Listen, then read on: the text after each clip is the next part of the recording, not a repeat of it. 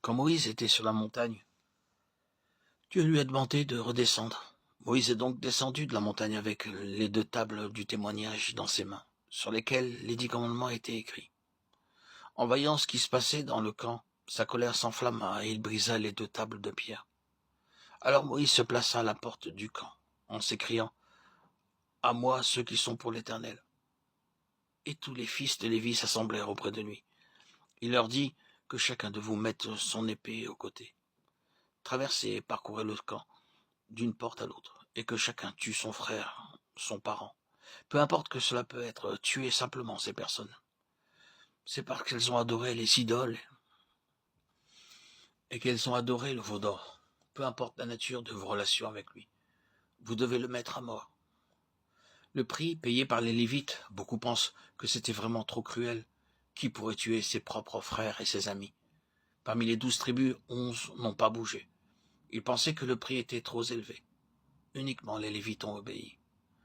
Avec l'épée à la main, chacun d'eux est allé de tente en tente.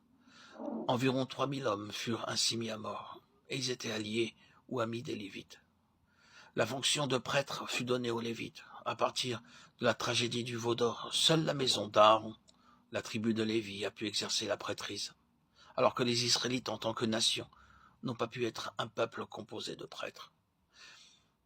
La distinction entre le peuple de Dieu et les prêtres de Dieu. À partir de cette période, il y a eu 2 catégories de personnes en Israël. Il y avait le peuple de Dieu et les prêtres de Dieu. La pensée originelle de Dieu était que chaque enfant d'Israël soit prêtre de Dieu. Personne ne devait faire partie du peuple de Dieu sans être en même temps prêtre de Dieu. Cependant, parce que nombreux sont ceux qui ont aimé le monde et les alliances humaines, étant infidèles et idolâtres, la fonction de prêtre a été séparée du peuple ordinaire. Si quelqu'un n'aime pas le Seigneur plus que son propre père, plus que sa mère, sa femme, ses enfants, ses frères et sœurs, il n'est pas digne d'être disciple du Seigneur. Nombreux sont ceux qui ne peuvent en payer le prix. À partir de ce jour, en Israël, les prêtres furent séparés du peuple. La sacrificature appartenait à une seule famille. La nation de prêtres est devenue une tribu de prêtres, puis une famille de prêtres.